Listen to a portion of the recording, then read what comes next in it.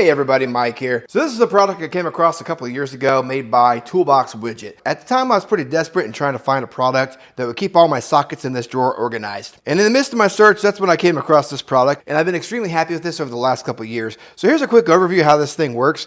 So you can get these in your 3/8 drive, 1/4 inch drive, all the way over to your 1/2 inch drive. So no matter what socket sizes you have, they've got what you need and what you're looking for. These little dudes right here snap together just like you see like this, and then they lock in place so they don't slide around. And that's made possible because on the back side of here is a little magnet that's actually really strong, and that kind of holds that down to your drawer so that it won't slide around even when you shut the drawer somewhat hard. Even with this drawer liner in place, it still does a really good job of holding. You can customize this to meet your needs, so no matter what sockets that you have, this is just what I've come up with for what sockets that I've amassed over the years. And you can see I went a little step further as well, and I went ahead and labeled my sockets just to make them a little easier to find.